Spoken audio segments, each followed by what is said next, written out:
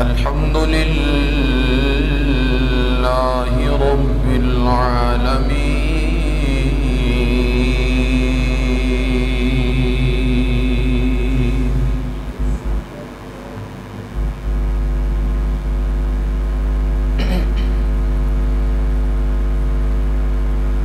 والعاقبة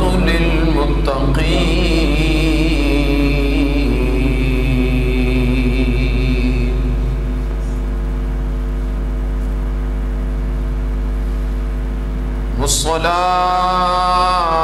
والصلاة والسلام على سيد الأنبياء والمرسلين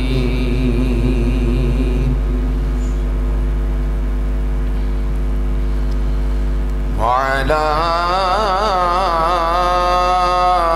آله وصحبه أجمعين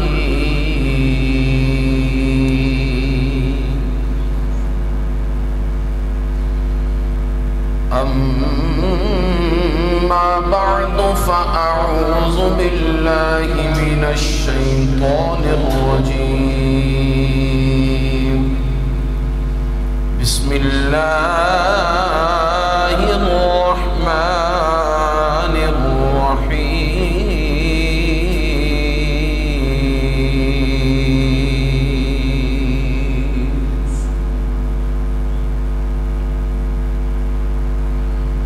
يا أيها النبي حسبك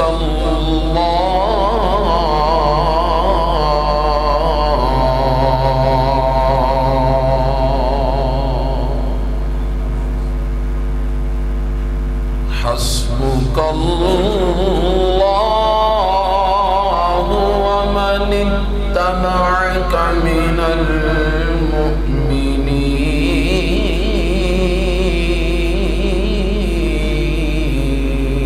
المؤمنين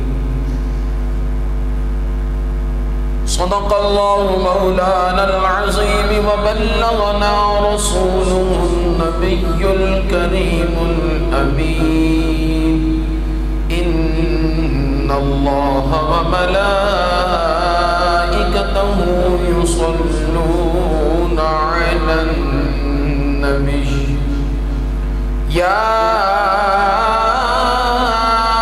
أيها الذين آمنوا صلوا عليه وسلموا تسليما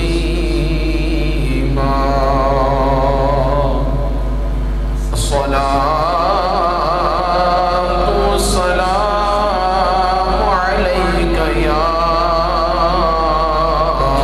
رسول الله وعلى آلك وأصحابك يا حبيب الله الصلاة والسلام عليك يا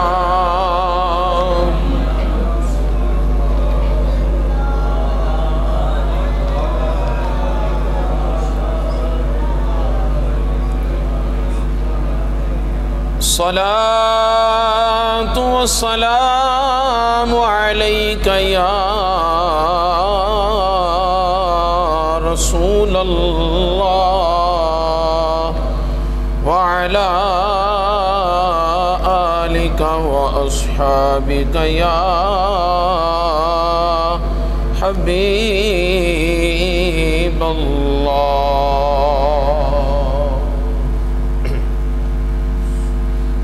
صل على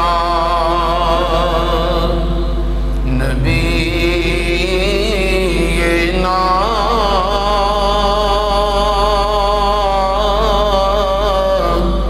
صل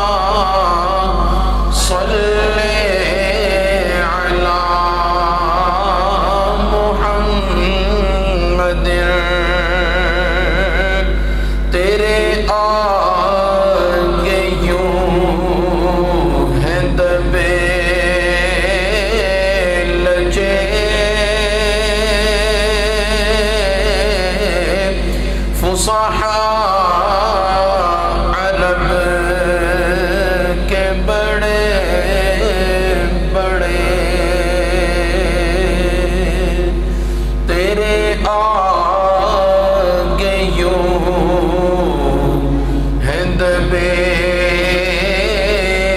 لچے فصحا عرب کے بڑے بڑے کوئی جانے منہ میں زبان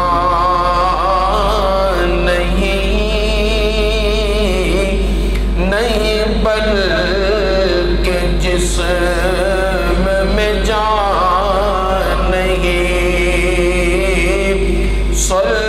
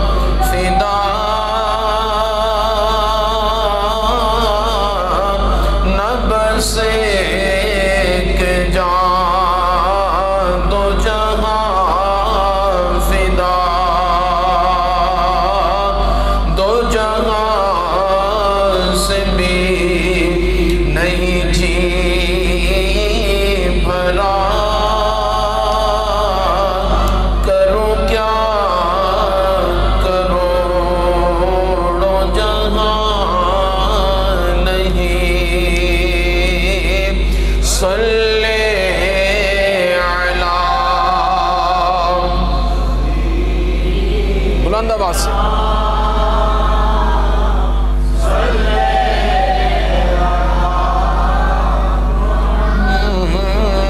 دل مل کر پڑھ لیں صلی علی شفیعنا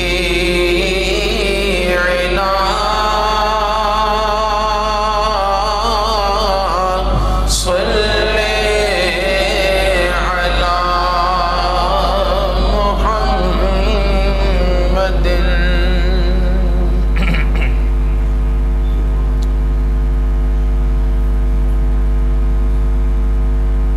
بسم اللہ الرحمن الرحیم اللہ تبارک و تعالی جل مجدہ الکریم کی حمد و ثنا حضور نبی کریم رؤوف الرحیم تاجدار مدینہ سرور قلب و سینہ احمد مجتبی حضرت سیدنا محمد مصطفیٰ صلی اللہ تعالی علیہ وآلہ وصحبہ وبارک وسلم آپ کی بارگاہ اقدس میں ہدیہ درود و سلام کا نذرانہ عقیدت نہایت عاجزی سے محبت سے عرض کرنے کے بعد میرے مکرم محترم بزرگوں دوستوں ساتھیوں جمعۃ المبارک کی ان بابرکت سعادتوں سے اللہ تعالیٰ کے فضل سے ہم سب مستفید ہو رہے ہیں۔ اللہ تعالیٰ ہم سب کی اس حاضری کو اپنی بارگاہ عالیہ میں شرف قبولیت عطا فرمائے۔ ہمیشہ حق بات کرنے سننے اور اسی کے مطابق ہم سب کو عمل کرنے کی توفیق عطا فرمائے۔ قرآن مجید فرقان حمید میں سے ایک آیہ کریمہ تلاوت کرنے کا شرف حاصل کیا جس میں اللہ تبارک و تعالی نے ارشاد فرمایا یا ایھا النبی حسبک اللہ ومن اتبعک من المؤمنین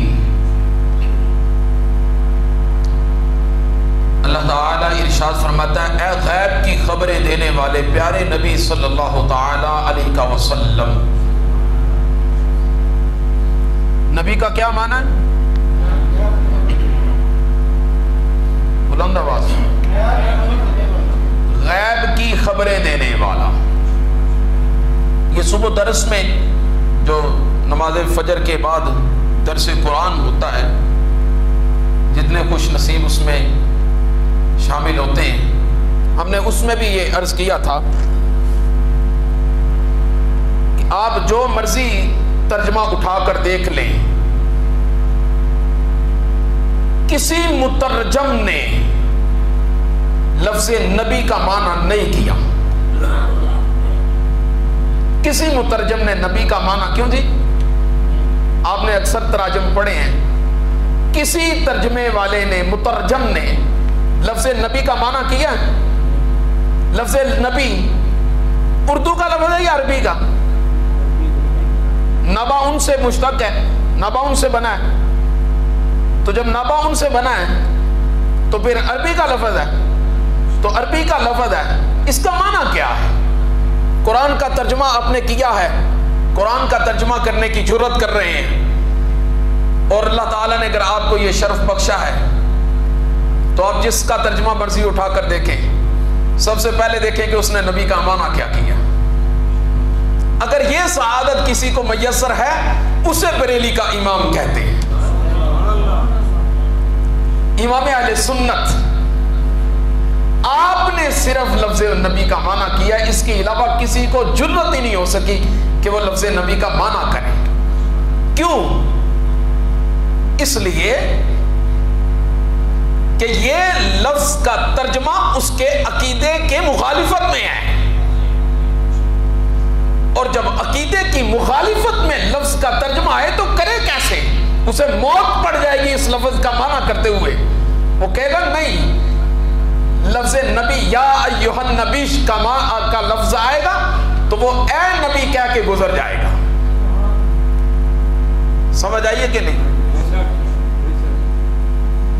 جتنے حضرات بیٹھے بات کی سمجھ آئیے کہ نہیں؟ آپ عرب ترجمہ اٹھا کر دیکھ لیں، آپ عجم ترجمہ اٹھا کر دیکھ لیں، آپ انگلش کا اٹھا کر دیکھ لیں، آپ فارسی کا اٹھا کر دیکھ لیں، جون سا مرضی ترجمہ. ہم کسی پر اٹیک نہیں کر رہے، لیکن حقیقت حال کا اظہار کرنا ضروری ہے کہ نہیں؟ حقیقت حال کا انکشاف ضروری ہے کہ نہیں؟ ہم کہتے ہیں کہ لفظ نبی کا معنی جس سے مسلک کا مرضی قرآن اٹھائیں، آپ کو کنز الایمان شریف کے علاوہ کسی دوسرے ترجمے میں لفظ نبی کا معنی نہیں ملے گا. تو پھر اہل حق کون ہوئے؟ جنہوں نے لفظ نبی کا معنی کر کے لوگوں کو بتایا ہے کہ نبی علیہ الصلوۃ والسلام کی نبوت تو درکنار، آپ کی عظمت، آپ کے فضائل، آپ کے مناقب، آپ کے درجات، آپ کا کمال فضل تو وہ علیحدہ. صرف ایک لفظ جو آپ کو خدا نے جو آپ کو صفت عطا کی، جس صفت کے ساتھ آپ کو متصف فرمایا، اس ایک صفت کا یہ معنی ہے.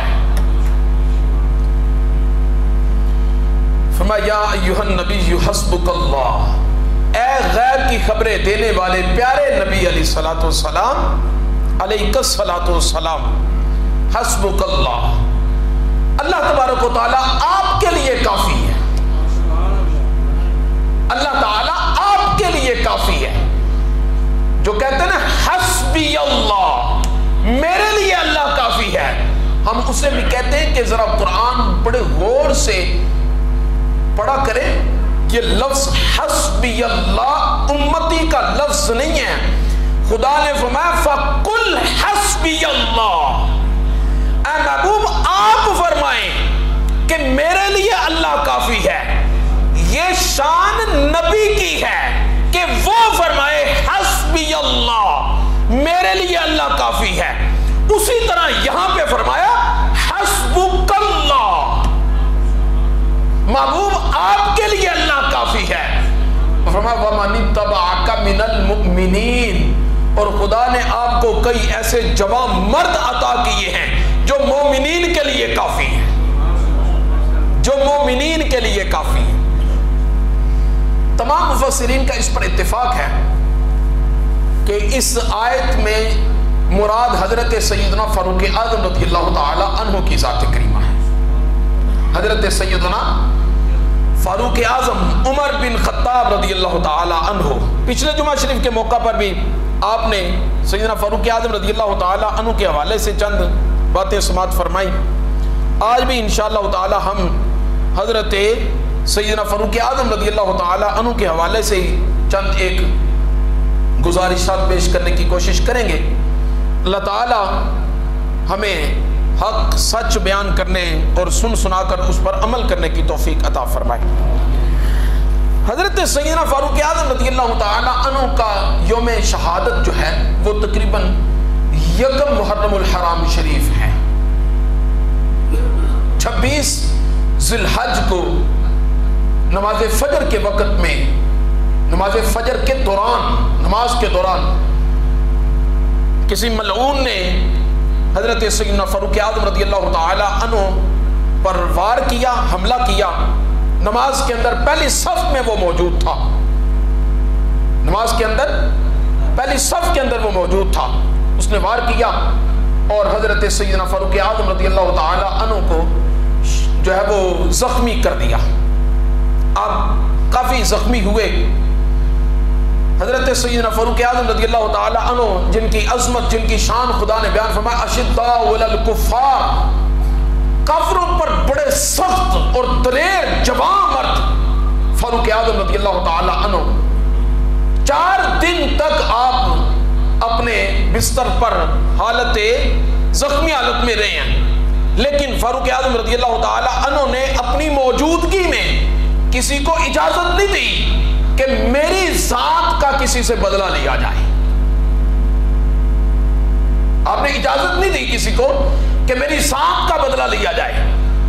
یہ اشداء علی الکفار، کفار پر سخت ہیں کس معاملے میں؟ اللہ اور اللہ کے رسول کے معاملے میں۔ اپنی ذات کا معاملہ ہے تو کتنا ایک عظیم معاملہ تھا کہ 22 لاکھ مربع میل کا حکمران ہے حضرت فاروق اعظم رضی اللہ تعالی عنہ، اور آپ کو نماز فجر کی نماز کے دوران زخمی کیا گیا۔ اور پھر حضرت فاروق اعظم رضی اللہ تعالی عنہ 1 محرم الحرام شریف، جس رات چاند نظر آیا، یعنی مغرب کے بعد جب محرم شریف کا چاند طلوع ہو چکا تھا، اسی رات میں حضرت سیدنا فاروق اعظم رضی اللہ تعالی عنہ کا وصال ہوا، آپ کی شہادت ہوئی۔ اور 1 محرم الحرام شریف کو حضرت سیدنا فاروق اعظم رضی اللہ تعالی عنہ آپ کا جنازہ اور آپ کی تدفین جو ہے وہ معاملہ پیش آیا۔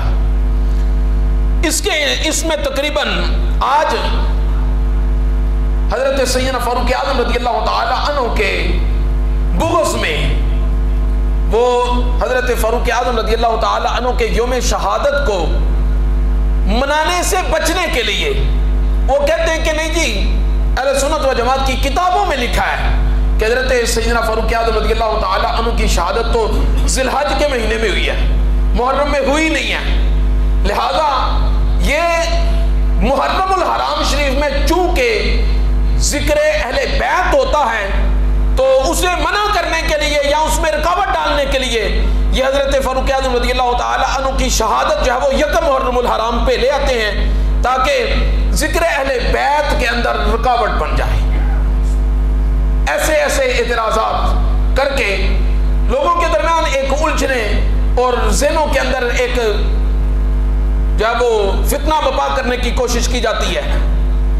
تقریباً ہماری 10 کتابوں کے اندر موجود ہے کہ حضرت سیدنا فاروق اعظم رضی اللہ تعالی عنہ پر جو حملہ ہوا وہ 26 ذی الحج 23 ہجری میں ہوا، 26 ذی الحج کی 23 ہجری میں ہوا، اور 1 محرم الحرام شریف اور 24 ہجری۔ باقاعدہ مصنفین نے اپنی کتب کے اندر یہ مکمل ڈیٹیل کے ساتھ بیان کیا ہے کہ 23 ہجری 26 ذی الحج حضرت فاروق اعظم رضی اللہ تعالی عنہ پر حملہ ہوا اور 24 محرم الحرام شریف، یکم محرم الحرام شریف 24 ہجری حضرت سیدنا فاروق اعظم رضی اللہ تعالی عنہ کی شہادت وقوع پذیر ہوئی۔ تو حضرت سیدنا فاروق اعظم رضی اللہ تعالی عنہ، بہرحال یہ کوئی ایسا بڑا معاملہ بھی نہیں ہے، ہم تو یہ کہتے ہیں کہ ہم حضور علیہ السلام کے تمام اصحاب کے بھی غلام ہیں اور آقا کریم علیہ السلام کے اہل بیت کے بھی غلام ہیں۔ جو میرے محبوب علیہ السلام کے صحابہ میں سے کسی ایک صحابی کا بھی پرلے درجے ہلکی سی بھی کوئی گستاخی کا شائبہ جس میں پایا جائے، ہمارے نزدیک وہ گمراہ ہے۔ اور جس شخص کے درمیان، جس کے دل میں میرے کریم محبوب علیہ السلام کے اہل بیت، حضور علیہ السلام کی اولاد پاک، آقا علیہ السلام کی ازواج مطہرات رضوان اللہ تعالی عنہن، ان میں سے کسی ایک کے بارے میں بھی ایک ذرہ برابر بھی ذہن کے اندر کوئی الجھن محسوس کرے، وہ پائی جائے، تو ہمارے نزدیک وہ بھی گمراہ ہے، اسلام کے ساتھ اس کا کوئی تعلق نہیں ہے۔ حضور نبی کریم علیہ السلام کی ہر نسبت کا لحاظ رکھنا اور اس کا حیا کرنا ہی اصل میں ایمان ہے۔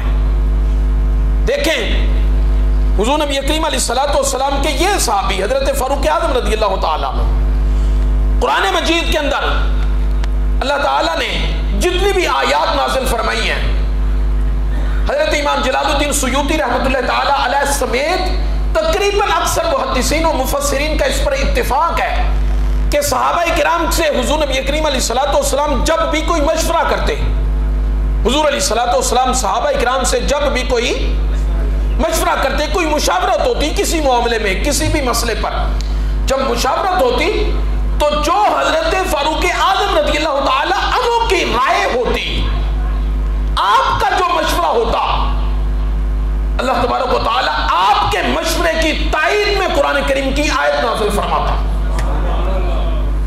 قرآن کریم کی آیت حضرت فاروق اعظم رضی اللہ تعالیٰ عنہ کی تائید میں نازل ہوتی۔ وہ آیت جو حضرت فاروق اعظم رضی اللہ تعالیٰ عنہ کی تائید میں نازل ہوئی اسے کہتے ہیں موافق عمر۔ اور امام جلال الدین سیوطی نے پورے قرآن میں سے ایک مقام پر 20 اور ایک مقام پر 21 آیات گنائی ہیں جو حضرت سیدنا فاروق اعظم رضی اللہ تعالی عنہ کی موافقت میں نازل ہوئی ہیں۔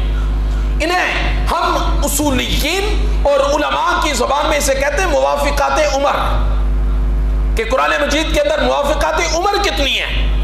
تقریباً 20 مقامات ایسے ہیں کہ میرے کریم محبوب علیہ السلام نے صحابہ کرام سے مشورہ کیا اور مشورے کے دوران حضرت سیدنا فاروق اعظم رضی اللہ تعالی عنہ کی رائے کچھ اور، دیگر اصحاب کی رائے کچھ اور، حضور نبی کریم علیہ السلام ان سے پوچھ رہے ہیں۔ کریم محبوب علیہ السلام نے اپنی رائے نہیں پیش فرمائی، صحابہ سے مشورہ لیا، اور صحابہ کرام کے اندر جب یہ مختلف آراء سامنے آتی تو جو حضرت فاروق اعظم رضی اللہ تعالی عنہ کی رائے ہوتی، اللہ تبارک و تعالی آپ کی رائے کے مطابق قرآن مجید کی آیت نازل فرما دیتا، اور حضرت فاروق اعظم رضی اللہ تعالی عنہ کی رائے کے پر تائید کرتے ہوئے قرآن مجید کی آیات نازل ہوتی۔ یہ قرآن حضرت فاروق اعظم رضی اللہ تعالی عنہ کی عظمت بیان کر رہا ہے، یہ فاروق اعظم رضی اللہ تعالی عنہ کی شان بیان کر رہا ہے۔ میرے کریم محبوب علیہ السلام نے ارشاد فرمایا لو کان بعدی نبی لکان عمر بن الخطاب، اگر میرے بعد کوئی نبی ہوتا تو وہ کون ہوتا؟ عمر۔ سیدنا فاروق اعظم رضی اللہ تعالی عنہ کے اندر اللہ تعالیٰ نے وہ سارے کے سارے اوصاف رکھے ہیں کہ خداوند قدوس نے جو ایک نبی کے اندر اوصاف رکھے، لیکن حضور علیہ السلام کے بعد کوئی نبی نہیں، لہذا فاروق اعظم رضی اللہ تعالی عنہ نبی نہیں ہے۔ حضرت مولا علی رضی اللہ تعالی عنہ، جامع ترمذی شریف کی یہ روایت ہے، آپ فرماتے ہیں کہ میں حضور نبی کریم علیہ السلام کی بارگاہ اقدس میں حاضر تھا، ان علی ابن الحسین ان علی ابن ابی طالب قال کنت مع رسول اللہ صلی اللہ تعالی علیہ وسلم اذا طلع ابو بکر و عمر فقال رسول اللہ صلی اللہ علیہ وسلم حاذان سیدا کہول اہل الجنہ. حضور علیہ السلام نے جب ان دونوں کو آتے ہوئے دیکھا، کون کون؟ حضرت ابو بکر اور حضرت سیدنا عمر. کون کون؟ حضرت سیدنا اور حضرت سیدنا عمر فاروق رضی اللہ تعالی. ان دونوں کو آتے ہوئے دیکھا اور پاس کون بیٹھے ہیں؟ بولیں تو صحیح یار. حضور علیہ السلام کے پاس کون ہے؟ مولا علی رضی اللہ تعالیٰ عنہ. یہ نام لینا بھی عبادت ہے. حضرت اما عائشہ صدیقہ رضی اللہ تعالیٰ عنہ المستدرک کے اندر اس کی راوی ہیں. اما عائشہ صدیقہ، دیکھیں خدا نے نظام کیسا بنایا ہے. لوگ حضرت اما عائشہ اور حضرت مولا علی کی جنگ کے تذکرے کرتے ہیں اور المستدرک میں امام حاکم رحمت اللہ تعالی علیہ حضرت عائشہ کے حوالے سے حضرت علی کی فضیلت بیان فرما رہے ہیں کہ حضرت اما عائشہ صدیقہ رضی اللہ تعالی عنہ فرماتی ہیں کہ میرے محبوب علیہ السلام نے فرمایا ذکر علی عبادہ. علی کا نام لینا بھی، علی کا نام لینا بھی عبادت ہے. حضور کے پاس کون بیٹھے ہیں؟ اور جو دونوں آ رہے ہیں وہ کون ہیں؟ ابو بکر و عمر آ رہے ہیں. حضور علیہ السلام نے چپکے سے خاموشی کے ساتھ ان کے قریب اپنا مقدس سر اقدس ان کے قریب کیا اور فرمایا اے علی ھذا سیدا کہول اہل الجنہ. یہ دونوں جو آ رہے ہیں یہ جنتی بوڑھوں کے سردار آ رہے ہیں.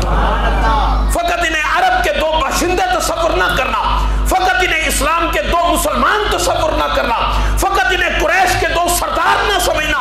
خدا نے ان کو زمین پر بھی سرداری دی ہے، خدا نے انہیں زمین پر بھی میرا وزیر بنایا ہے اور خدا نے انہیں جنت میں بھی سرداری عطا کی ہے. حاذان سیدا کہول اہل الجنہ، یہ جنتیوں کے سردار آ رہے ہیں. اور مرقات المفاتیح میں امام نووی نے کیا لکھا ہے؟ وہ فرماتے ہیں کہ حضور علیہ السلام نے یہ فرمانے کے بعد آپ نے فرمایا یا علی یا لا تخبرہما، اے علی یہ فضیلت تو ان کی ہے مگر علی تو نہ بتانا ان کو، یہ فضیلت ان کو تو نہ بتانا. یا علی لا تخبرہما یا علی قبلی لیبشرہما نفسی فیبلغہما السرور منی. اے علی مجھ سے پہلے جا کے تو نہ ان کو بتا دینا کہ میرے حبیب علیہ السلام نے آپ کو یہ مقام، یہ درجہ، یہ فضیلت بخشی ہے. یا رسول اللہ کیوں؟ آقا علیہ السلام نے فرمایا کہ یہ ایک فضیلت ہے، یہ ایک شرف ہے. میں چاہتا ہوں کہ اگر ان کو ان کا شرف ملے، پتا چلے تو سب سے پہلے مجھ سے پتا چلے، تاکہ میری طرف سے ملنے والی بشارت جو ان کو ملے وہ بشارت سن کر جو ان کے چہرے پر خوشی کے آثار نظر آئے تو اے علی وہ آثار میں خود سب سے پہلے دیکھنا چاہتا ہوں. اے علی خود نہ بتانا، میرے بعد بتا دینا، پہلے میں بتاؤں گا. یہ عظمت ہے کہ نہیں؟ میرے محبوب علیہ السلام کے یہ یار غار ہیں، آقا علیہ السلام کے یار مزار ہیں دونوں آج بھی. حضرت امام زین العابدین رضی اللہ تعالی عنہ سے کسی نے پوچھا کہ حضرت عمر اور حضرت ابو بکر و عمر کی فضیلت کیا ہے؟ حضرت ابو بکر اور حضرت عمر کی فضیلت کیا ہے؟ حضرت امام زین العابدین رضی اللہ تعالی عنہ نے فرمایا کہ میں لمبے چوڑے قصے کہانیاں نہیں سنانا چاہتا، میں آپ کو روایات اور قرآن و حدیث نہیں سنانا چاہتا. اگر ان کی فضیلت دیکھنا چاہتا ہے سفر کر، آپ کوفہ میں تھے، آپ نے وہاں سفر کر مدینے پہنچ، حضور کے روضہ کے قریب جا کر دیکھ. جو فضیلت ابو بکر و عمر سے غافل ہے وہ آج بھی دیکھ لیں. مصطفیٰ نے انہیں اپنے قریب سلایا ہوا ہے، اس سے بڑا شرف اور کیا ہو سکتا ہے؟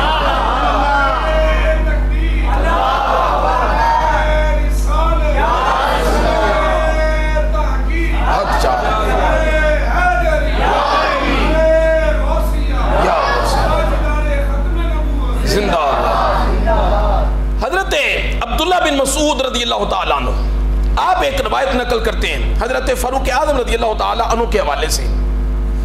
آپ فرماتے ہیں کہ یہ حضرت عبداللہ بن مسعود رضی اللہ تعالیٰ عنہ 6 نمبر پر آپ نے اسلام قبول کیا. حضرت عبداللہ بن مسعود رضی اللہ تعالیٰ عنہ نے 6 نمبر پر اسلام قبول کیا ہے. یہ صحابہ کرام میں عالم صحابی تھے. صحابہ کرام کے اندر حضور علیہ السلام نے ان کی ڈیوٹی لگائی تھی کہ آپ پیر والے دن اس مسجد کے اندر، منگل والے دن اس مسجد کے اندر، اور جمعرات والے دن فلاں مسجد کے اندر، اور اس طرح دنوں کی ایام کی تخصیص کر کے ان سے فرمایا تھا کہ صحابہ کرام کو دین سکھایا کرو۔ ہم حنفی ہیں، ہماری سند حضرت امام اعظم ابو حنیفہ رضی اللہ تعالی عنہ سے چلتی ہوئی کہاں تک جاتی ہے؟ عبداللہ بن مسعود رضی اللہ تعالی عنہ سے، ان سے جا کر ملتی ہے۔ یہ 6 نمبر پر اسلام قبول کیا، اور حضرت فاروق اعظم رضی اللہ تعالی عنہ نے کتنے نمبر پہ؟ 40ویں نمبر پہ۔ فاروق اعظم کا کون سا نمبر؟ 40واں نمبر حضرت فاروق اعظم کا۔ اور عبداللہ بن مسعود رضی اللہ تعالی عنہ فرماتے ہیں کہ اپنی مجلس میں جب بھی بیٹھو اور جب بھی اللہ اور اللہ کے رسول کا ذکر کرو، آپ فرماتے ہیں لا تنسا ذکر عمر، اللہ کا ذکر کرو، اللہ کے رسول کا ذکر کرو، اور ساتھ میں عمر کا ذکر لازمی کیا کرو۔ کیوں؟ آپ نے فرمایا اس لیے کہ اللہ تبارک و تعالیٰ مردہ دلوں کو ذکر عمر کی وجہ سے زندگی بخش دیتا۔ آپ فرماتے ہیں کہ ایک مرتبہ صحابہ کرام کے ساتھ بیٹھے ہوئے حضرت عبداللہ بن مسعود رضی اللہ تعالیٰ عنہ ان کو واقعہ سناتے ہیں۔ فرماتے ہیں کہ ان رجلا من اصحاب محمد صلی اللہ علیہ وسلم لقا رجلا من الجن، اصحاب رسول میں سے ایک شخص ایک جن کے ساتھ اس کی ملاقات ہوئی۔ جب اس کی جن کے ساتھ ملاقات ہوئی فسارہ الا انسی، ان کی آپس میں جب ملاقات ہوئی، ملاقات کے دوران آپس میں وہ ایک دوسرے سے کہنے لگے کہ آؤ ہم دونوں کشتی کریں، دیکھنا یہ چاہتے ہیں کہ تو انسان ہے میں جن ہوں، کہ انسان تگڑا ہوتا ہے یا جن تگڑا ہوتا ہے، دیکھنا یہ چاہتا ہوں۔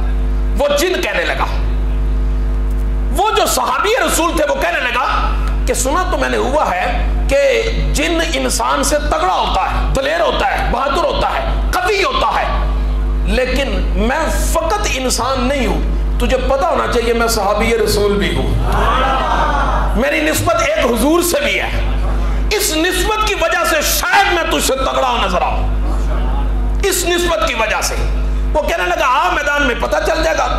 اچھا جی، مختصر یہ کہ وہ جب جب وہ آپس میں انہوں نے پنجہ آزمایا، فسارہ الا انسی، اس انسی نے جو انسان تھا اس نے اس جن کو پٹک کر نیچے مارا اور اس کے سینے پر کھڑا ہو گیا۔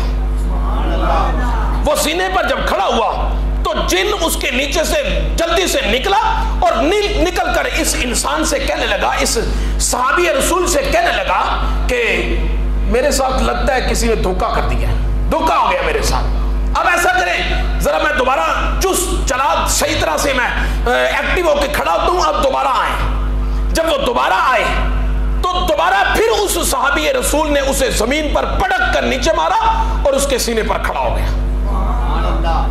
جب دوبارہ کھڑا ہوا تو ان سے فسارہ ایدن، اسے جب دوبارہ نیچے پھینک دیا تو یہ صحابی رسول سے کہنے لگا انی لاراک ضعیفا سخیفا کرنا ذراعک ذراع کلبا۔ وہ کہنے لگا کہ بھئی تو جن ہے، مجھے نظر تو جن نہیں آتا، لگتا تو جن نہیں ہے، کیوں کہ میں نے جو تیری کلائیاں دیکھی ہیں، تیری جو جسمانی میں نے جو ساخت دیکھی ہے، تیرے اندر جو طاقت ہے، جو میں نے اس کا ایک اندازہ لگایا ہے، اور جس طریقے سے میں نے تجھے پٹک کر نیچے مارا ہے، مجھے تو جن نہیں لگتا، مجھے تو تیری یہ کلائیاں ایک کتے کی کلائیاں لگتی ہیں، جن تو نظر ہی نہیں آتا، تو جن نہیں لگتا۔ وہ کھڑا ہوا اور کہنے لگا افکذالک، کیا تو نے ایسا محسوس کیا ہے؟ وہ کہنے لگے ہاں میں نے تجھے ایسا محسوس کیا۔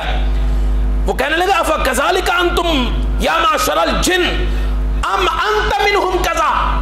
وہ کہنے لگا، صحابی رسول ان سے کہنے لگے کہ تمہارے جنوں کے اندر سارے جن ایسے ہوتے ہیں یا صرف تو ہی ایسا مرا مکا ہے؟ سارے جن ایسے ہیں یا تو ہی صرف ان کے اندر اس حالت کا، یہ دبلا پتلا اور بالکل لاغر قسم کا تو ہی ہے؟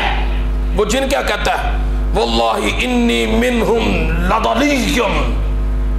وہ کہنے لگا تو مجھے کیسی کیسی باتیں سنا رہا ہے، آ میرے قبیلے کے اندر میں تجھے دکھاؤں، اپنے قبیلے کے اندر سب سے بہادر جن میں ہوں، اپنے قبیلے کے اندر سب سے، واللہ خدا کی قسم میرے قبیلے کے اندر میرے یہ واقعہ کون سنا رہے ہیں؟ عبداللہ بن مسعود رضی اللہ تعالیٰ عنہ وہ سنا رہے ہیں. سناتے سناتے وہ کہنے لگا کہ پھر تو اگر قوی ہے تو پھر تیری حالت تو یہ ہے. وہ کہنے لگا اب ایسا کر تو تیسری مرتبہ پھر آ, میں ایک مرتبہ پھر ٹرائی کرتا ہوں, اب میں تجھے نیچے دے ماروں گا. جب اس نے تیسری مرتبہ بلایا اس صحابی رسول کو, تیسری مرتبہ بلانے کے بعد حضرت صحابی رسول کہنے لگے نہیں اب نہیں میں تیرے پاس آؤں گا, 2 مرتبہ میں نے تجھے نیچے دے مارا لہذا اب نہیں, اب تو ہار گیا ہے. وہ کہنے لگا اگر اب تو مجھے ہرا دے تو میں تجھے ایک علم سکھاؤں گا. لالچ دی, تجھے علم سکھاؤں گا. صحابی رسول نے جب اس کی یہ بات سنی تو سن کر اس لالچ میں کہ علم ملے گا کچھ نہ کچھ حاصل ہوگا, کھڑے ہوئے اور کہنے لگے چلا پھر ایک مرتبہ. وہ جب جن دوبارہ کھڑا ہوا تو ایک لمحے کے اندر اس صحابی رسول نے اسے پھر زمین پر دے مارا اور کہنے لگا ہات العلم, اب بتا مجھے, کھڑا ہو جلدی سے مجھے علم بتا, تو میرے مقابل کا نہیں ہے, بتا مجھے علم بتا, تیرا علم کیا ہے, کون سی چیز ہے تو جو بتانا چاہتا ہے. اس نے بتایا فَإِنَّكَ هَلْ تَقْرَأُ آیَةَ الْكُرْسِي قُلْتُ نَعَمْ. اس نے کہا کیا تو نے آیت الکرسی پڑھی ہے؟ فرمانے لگے ہاں میں نے پڑھی ہے. اس نے کہا آیت الکرسی کی فضیلت یہ ہے کہ جس گھر کے اندر مغرب کے وقت یہ پڑھ لی جائے ساری رات طلوع فجر تک نہ کوئی جن اس گھر میں داخل ہو سکتا ہے نہ کوئی شیطان اس گھر میں داخل ہو سکتا ہے. عبداللہ بن مسعود سے یہ واقعہ سننے کے بعد صحابہ پوچھنے لگے کہ اے عبداللہ بن مسعود اب ہمیں یہ بھی تو بتا دے وہ صحابی رسول ہیں کون جن کا یہ واقعہ سنا رہے ہو. حضرت عبداللہ بن مسعود رضی اللہ تعالی عنہ نے فرمایا من یکن الا عمر بن الخطاب. آپ نے فرمایا اے میرے صحابہ مجھے بتاؤ تو صحیح وہ صحابی عمر بن خطاب کے سوا ہو کون سکتا ہے. یہ حضرت فاروق اعظم رضی اللہ تعالی عنہ ہے.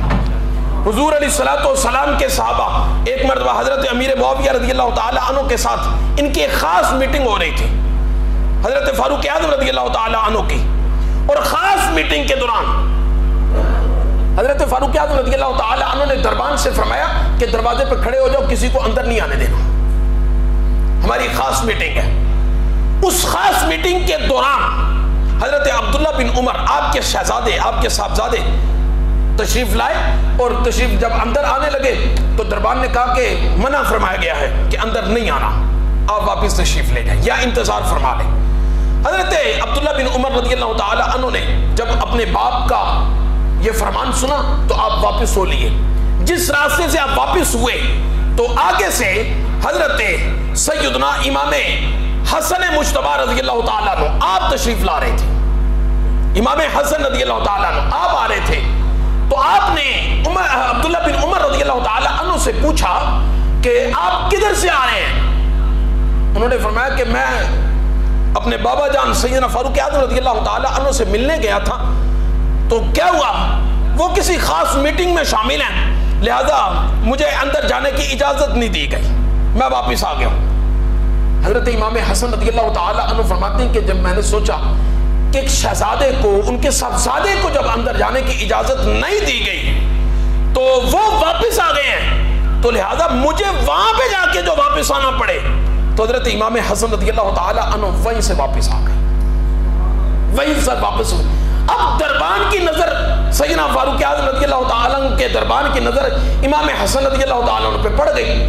جب ان پر نظر پڑی انہوں نے جا کے حضرت فاروق اعظم رضی اللہ تعالی عنہ سے عرض کی کہ امیر المؤمنین سیدنا فاروق اعظم رضی اللہ تعالیٰ عنہ سے عرض کرنے لگے کہ آپ کے شہزادے آئے تھے, ان کو تو منع کر دیا گیا, وہ واپس چلے گئے, لیکن حضرت امام حسن رضی اللہ تعالیٰ عنہ بھی ان کو دیکھ کر واپس چلے گئے, ان کو دیکھ کر واپس چلے گئے. فاروق اعظم رضی اللہ تعالیٰ عنہ نے فوراً اپنی مجلس برخاست کی, جو میٹنگ کر رہے تھے اس میٹنگ کو ختم کیا, اور جو گفتگو کلام کر رہے تھے اس کو ختم کر کے سیدنا فاروق اعظم رضی اللہ تعالیٰ عنہ اس مجلس سے نکلے اور سیدھا حضرت امام حسن رضی اللہ تعالیٰ عنہ کے پاس حضرت امام حسن رضی اللہ تعالیٰ عنہ کے پاس گئے, اور ان کے پاس جا کر حضرت فاروق اعظم رضی اللہ تعالی عنہ نے کیا فرمایا؟ آپ نے پوچھا کہ اے امام حسن آپ تشریف لائے اور واپسی میں رستے سے ہی واپس مڑ کے چلے گئے۔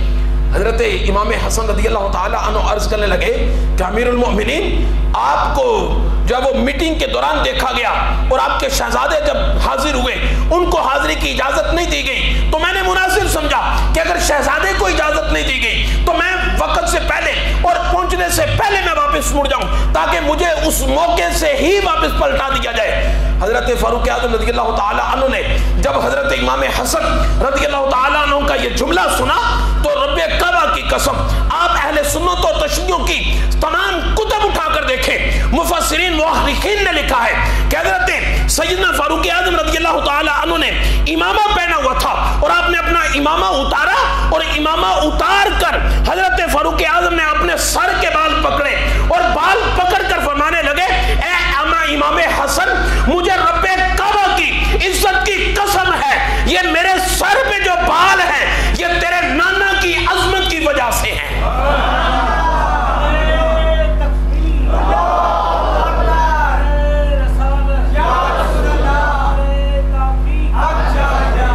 آپ نے فرمایا کہ یہ جو سر پہ بال نظر آ رہے ہیں یہ تیرے نانا جان آپ کے نانا جان کی عظمت کی وجہ سے ہیں، آپ کے گھرانے کی وجہ سے ہیں۔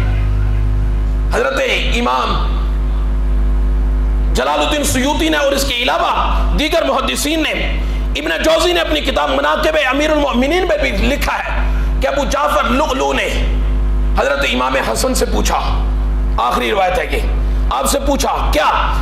ابو جعفر لؤلؤ حضرت امام حسن رضی اللہ تعالی عنہ سے کہتے ہیں قلت للحسن میں نے امام حسن سے پوچھا حب ابی بکر و عمر السنہ،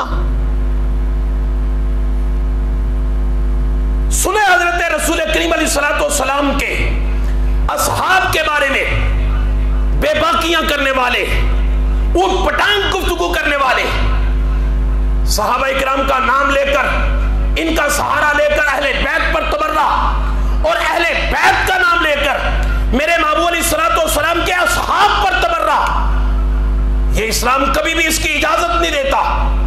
نہ اسلام ان کو پسند کرتا ہے جو اہل بیت کی وجہ سے اصحاب کے لیے کچھ کہتے ہیں، اور نہ انہیں پسند کرتا ہے جو اصحاب کی وجہ سے اہل بیت پر کچھ کہتے ہیں۔ امام حسن کیا کہتے ہیں؟ حضرت امام حسن رضی اللہ تعالی عنہ سے ابو جعفر نے پوچھا کیا حضرت ابو بکر صدیق اور حضرت عمر رضی اللہ تعالی عنہ کی محبت سنت ہے؟ قلت للحسن حب ابی بکر و عمر السنہ، حضرت ابو بکر و عمر کی محبت کیا سنت ہے؟ مجھے بتائیں سنت کا درجہ چھوٹا ہے اگر سنت بھی ہو تو؟ لیکن حضرت امام حسن رضی اللہ تعالی عنہ ان بد نسلوں کو دیکھ رہے تھے، ان کی طرف نظر رکھتے ہوئے حضرت امام حسن رضی اللہ تعالی عنہ نے فرمایا قال لا فریدہ، نہیں حضرت ابو بکر اور حضرت عمر کی محبت فقط سنت نہیں، خدا نے اسے فرض قرار دیا ہے۔ حب ابی بکر و عمر فرض کا درجہ رکھتی ہے۔ لہذا عزیزان گرامی قدر، فتنوں کا دور ہے، آزمائش کا وقت ہے۔ حضور نبی کریم علیہ السلام نے ارشاد فرمایا میدان محشر میں اسلام اپنے چاہنے والوں کو ڈھونڈے گا، اپنے پہچاننے والوں کو ڈھونڈے گا، اپنی عزت افزائی کرنے والوں کو ڈھونڈے گا۔ ڈھونڈتا ڈھونڈتا ڈھونڈتا ڈھونڈتا اسلام فاروق اعظم کے پاس آ جائے گا۔ فاروق اعظم کے پاس آ کر فاروق اعظم کا ہاتھ پکڑ کر انہیں عرش کے قریب لے کر جائے گا۔ کون؟